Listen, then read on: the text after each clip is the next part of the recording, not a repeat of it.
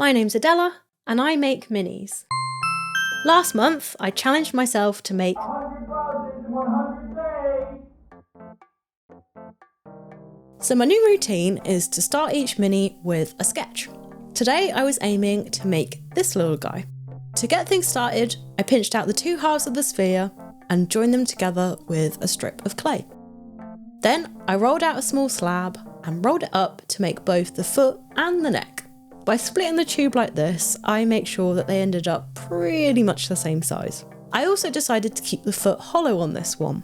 I found that water gets trapped and you can't really pour all of it out when the foot is included in this kind of shape. Even though, now that I'm thinking about it, it's probably got more to do with the sphere rather than the foot, but that's the design choice I made, so we're going with it.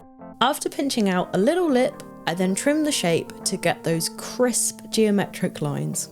I attached my chunky handles and I added a tiny little face.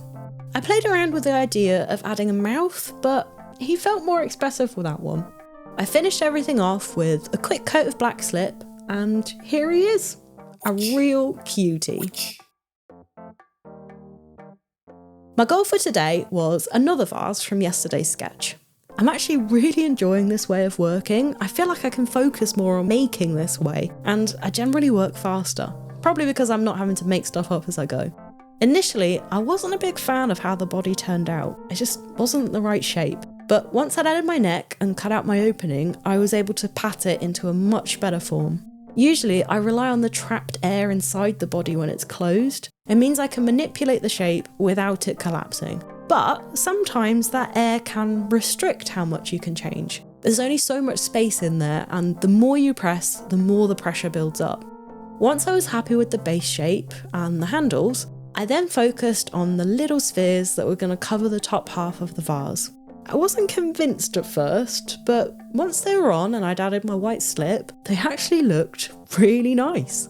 Maybe I could have added even more and made them denser. Either way, I'm a fan of this one. And if you are too, don't worry, because all of the minis I'm making during this challenge will be available through my website very, very soon. In fact, you can expect to see the first 5 weeks online within the next few days. Just make sure you're subscribed so you don't miss any updates.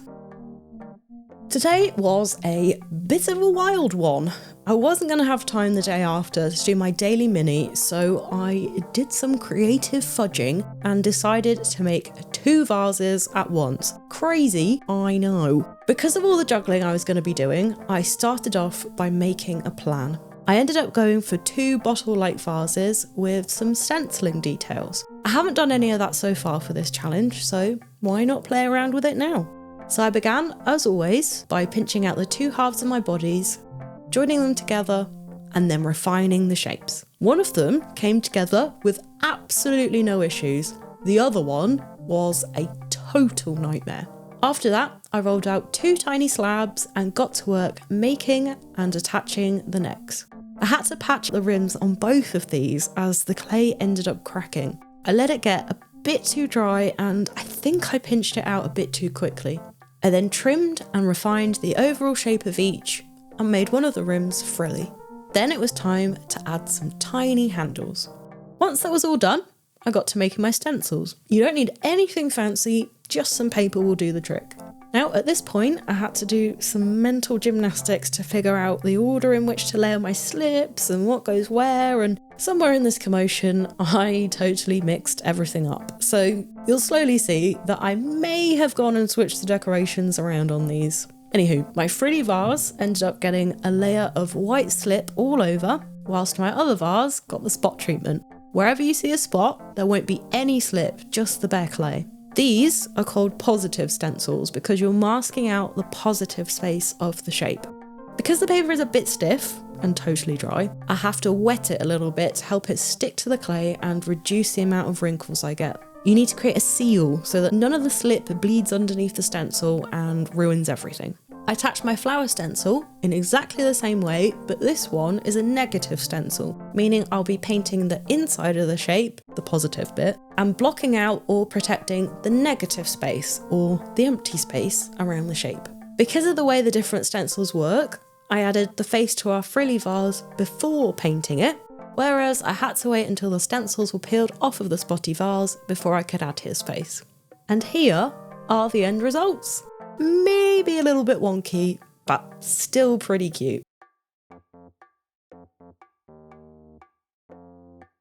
I decided to take a more spontaneous approach today and ditch the sketching. I knew I wanted to make something more geometric with some sharp lines, so I started by pinching out some wide cones. I then joined them together to make my body. I was going to have to wait for the clay to firm up a little before being able to refine the shape, so I moved on to the neck in the meantime. For this, I pinched out another dish shape, attached it to the body, and trimmed it down. Once that was done, I made some little handles and set them aside as the body was now ready to be trimmed. I used my loop tools and my metal rib to smooth out any lumps and bumps and to define the corners of the vase. I always find this part of the process super satisfying. It's like you're uncovering the piece from beneath the clay.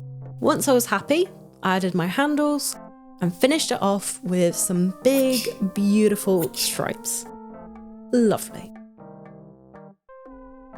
Okay, this one was a bit of a slog. Working late can be a struggle for me, and today was definitely one of those days. I started this piece off with the idea of making another little person vase, like day 53. I wanted this one to have a cone-shaped body with little legs poking out at the bottom.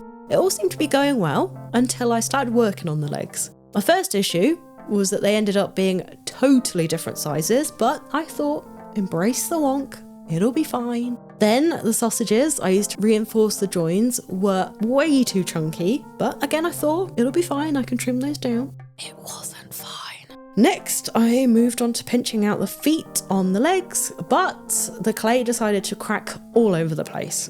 At this point I finally accepted defeat and stripped everything back to the initial cone I'd made. Without giving myself time to wallow, I began instead to build up the vase using more shapes. A semicircle for the top half of the body, and then 2 cones for the neck and the foot. And finally, of course, some handles. Not bad for a second attempt at 11 PM. Surprise, surprise, I was back to sketching after yesterday's fiasco. I think I just need to accept that I'm not in a spontaneous mood these days. I decided to make this little sausagey guy. I've never embellished anything in this way before, so I thought I'd give it a go. So once I pinched out my body and attached my neck, I then went back in and trimmed away any excess clay around the shoulder to create a sharp line where the 2 parts meet. I then added the neck sausage, my little handles, and then got to work carving in some wide fluting. I think the carving may have saved this piece a little bit. By removing clay and deliberately creating an uneven surface, you can get away with all manners of wonk. Weirdly, this vase feels really unfinished. I think I tend to forget that all of these minis are still waiting to be glazed, and 99% of the time, that is the real cherry on top. So that was week 9. What did you think? Let me know in the comments. I'd love to know if you've got a favourite or if you too have had a bit of a chaos week. I've only got 37 minis left to make, and I really hope you'll join me for those. Thank you so much for watching, and I'll see you next week.